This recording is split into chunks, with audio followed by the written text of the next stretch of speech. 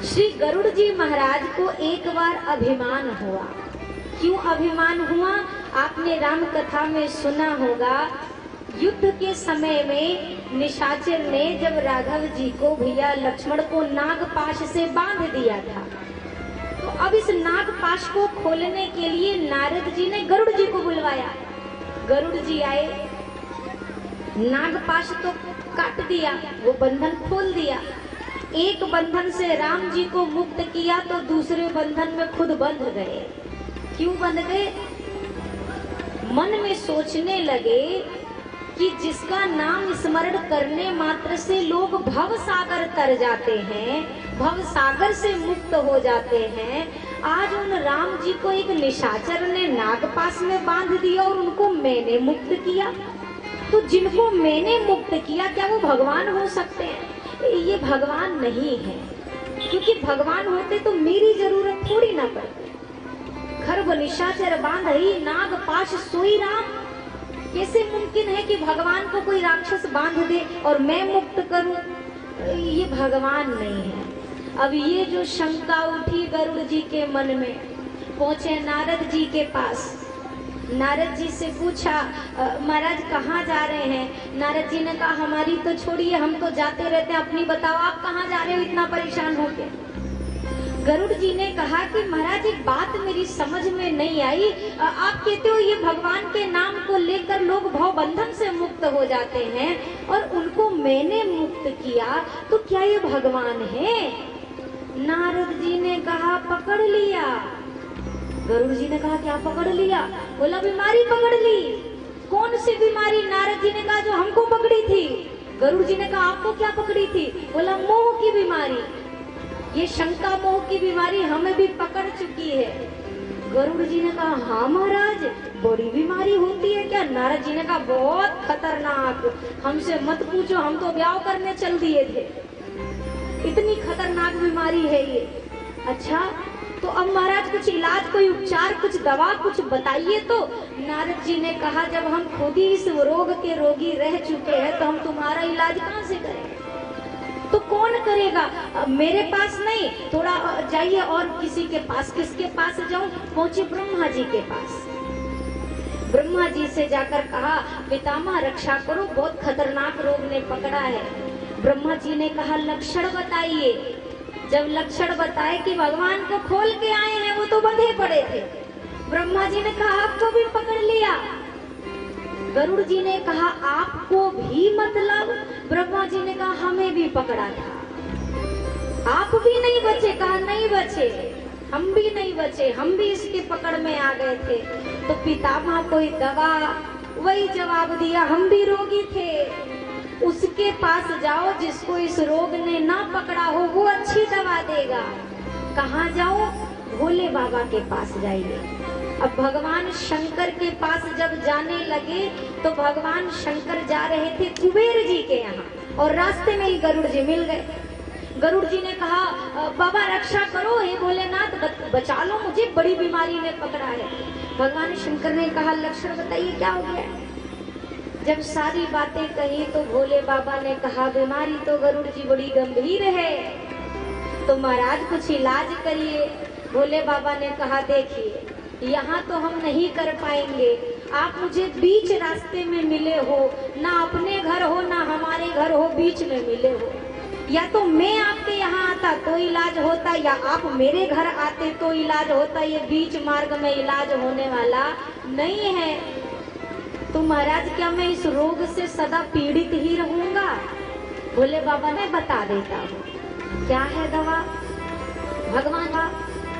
भगवान शिव ने कहा, तब ही हो ही सब संशय भंगा, जब बहुकाल करिय सत्संगा। तब ही हो सब संशय भंगा, जब बहुकाल करिय सत्संगा।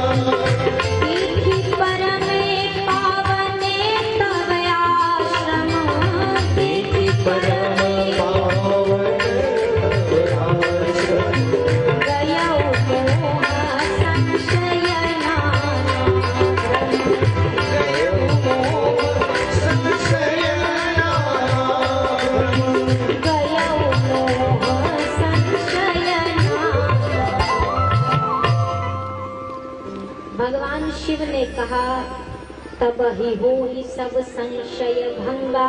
कब? जब बहुकाल करिए सत्संगा। जब आप एक लंबे समय तक सत्संग करेंगे ना गरुड़ जी, तो आपकी बीमारी खत्म होगी।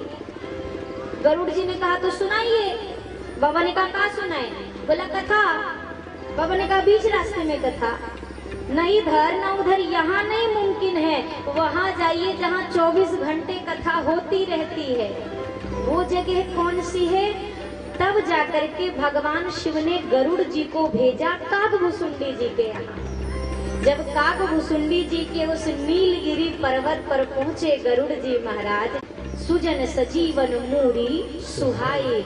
गोस्वामी जी ने कहा ये राम कथा कामधेनु गैया के समान है। जिस प्रकार कामधेनु माँ मनुष्य के हर एक कामना की पूर्ति करती है, ये राम कथा भी मानव के हर एक सात्विक कामना को पूर्ण करने वाली है। मेरे शब्द पे ध्यान दीजिएगा। कौन सी कामना? सात्विक कामना। ऐसा ना हो कि राम कथा में संकल्प लेके गो महाराज हमारा फला, और इसी लक्ष्य को लेकर हम कथा सुन रहे हैं, तो ये कामना आपकी जीवन में पूरी होने वाली नहीं है। सात्विक कामना को ये कथा पूर्ण करती है।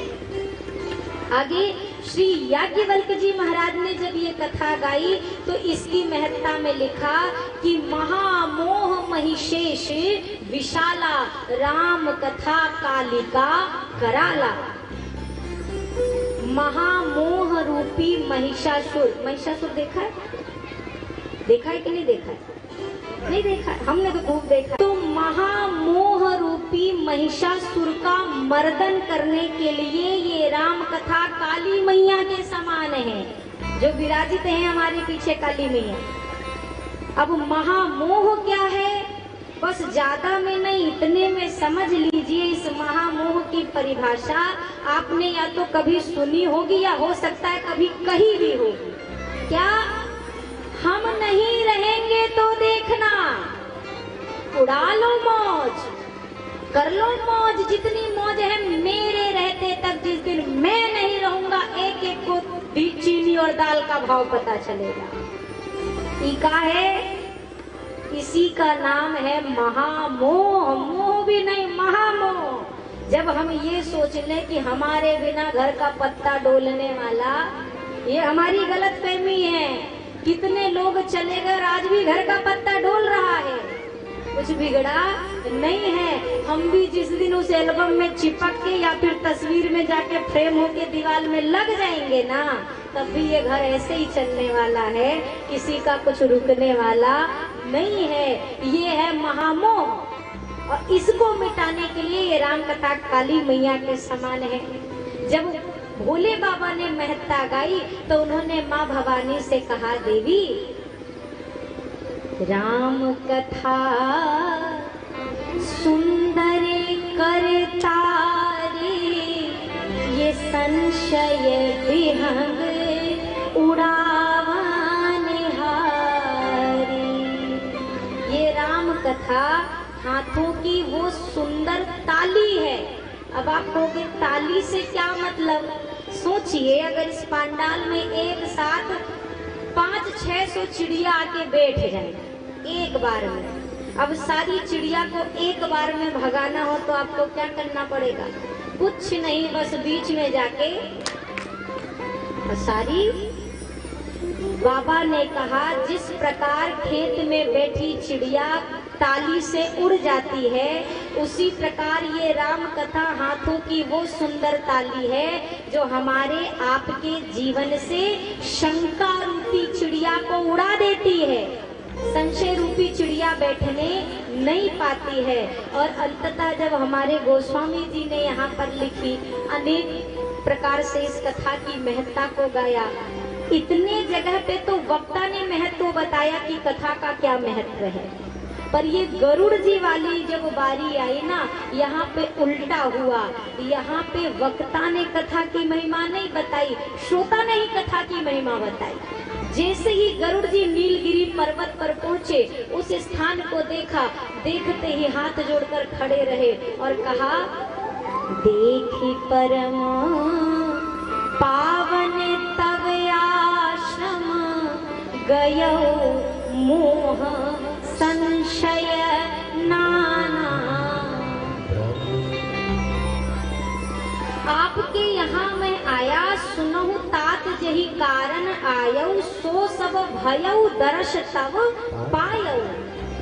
गरुड़ जी से जब कागभुसुंडी जी, चूंकि गरुड़ जी पक्षियों के राजा हैं और कागभुसुंडी जी एक काग हैं, कौवा महाराज हैं, तो काग ने जब देखा गरुड़ जी अरे पक्षियों के राजा आए हैं, खड़े हुए आसन से हाथ जोड़कर कहा पक्षीराज आप यहाँ कैसे पधारे, मुझे आज्ञा दी होती। अब गरुड़ जी ने कहा हे कागभुसुंडी जी, मैं जिस कारण से यहाँ आया था वो सब हो गया, सो सब भयऊ, वो सब हो गया। कैसे हुआ?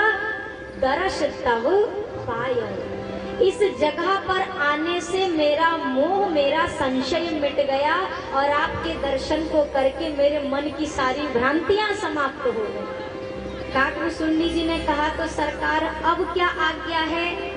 गरुड़ जी ने कहा कागभुसुंडी जी, जिस जगह पर कथा हो रही है, अगर इस जगह के प्रभाव से इतना बदलाव है,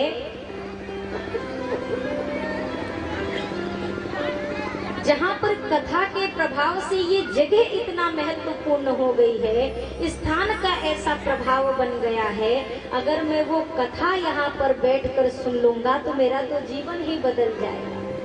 तो कृपा करके आप मुझे अब वो कथा सुनाइए। कागभुसुंडी जी को ये था कि वो किसी भी रूप में आ सकते हैं, वो कोई भी रूप ले सकते हैं, पर आप दर्शन करिएगा। पर कागभुसुंडी जी सदैव काग के ही वेश में रहे। गरुड़ जी ने पूछा भी कि जब आप अन्य किसी भी वेश में आ सकते हैं तो फिर काग का ही स्वरूप क्यों लिए रहते हैं?